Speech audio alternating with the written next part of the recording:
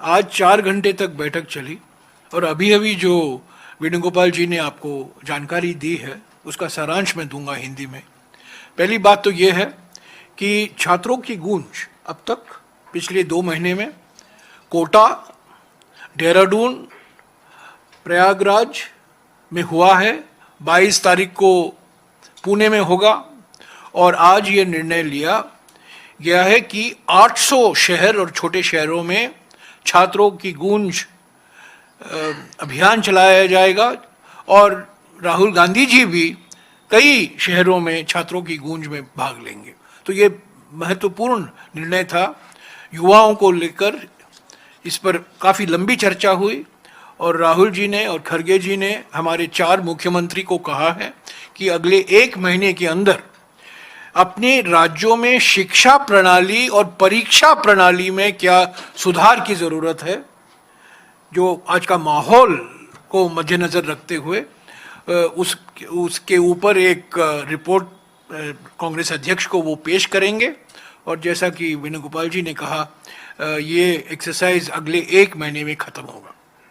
दूसरी बात, सारे देश में सभी राज्यों में ये सिर्फ उत्तर प्रदेश तक सीमित नहीं होगा।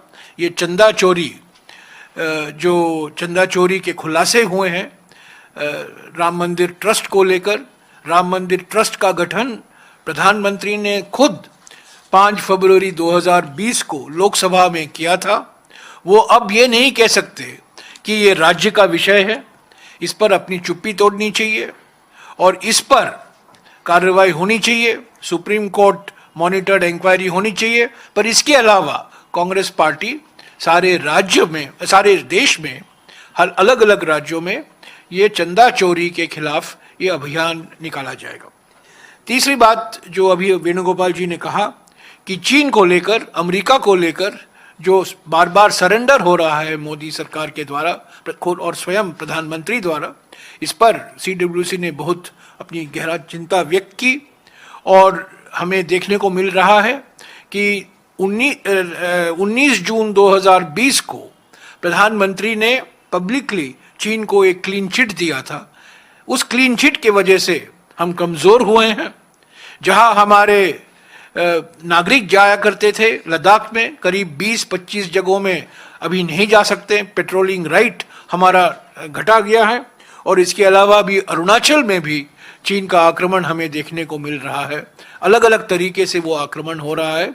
इस पर काफ़ी लोगों ने इस पर अपना खेद प्रकट किया। शुद्धिकरण के बारे में जो कुछ हम कह सकते हैं वो कम होगा। ये संविधान के खिलाफ है, मानवता के खिलाफ है, कानून के खिलाफ है और इस पर प्रधानमंत्री चुप है। हल्द्वानी में जो शुद्धिकरण किया गया खड़गे जी के भाषण के बाद, ये बीजेपी के कार्यकर्ता इसमें जुड़े हुए थे, बीजेपी RSS की इकोसिस्टम की संस्थाएं जुड़ी हुई थी और ये कहना कि ये कुछ लोगों ने ये किया, ये बिल्कुल गलत होगा।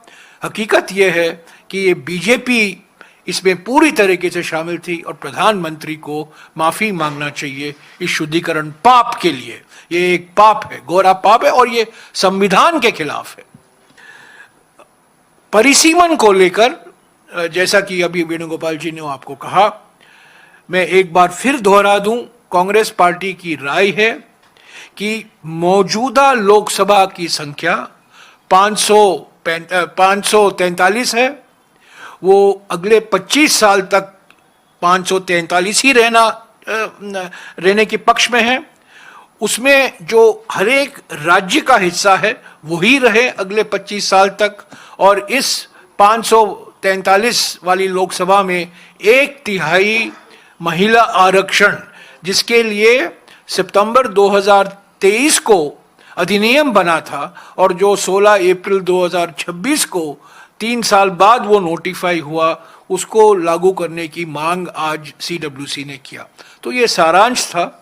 अगर आपके इसके साथ साथ संगठन सृजन कार्यक्रम के जुड़े हुए एक दस्तावेज है, एक डिटेल्ड रिपोर्ट है, अब प्रोग्रेस रिपोर्ट है, अब तक संगठन सृजन कार्यक्रम में क्या क्या किए गए हैं, क्या उपलब्धियां हुई हैं, उसका एक डिटेल्ड नोट आपको अभी भेजा गया है।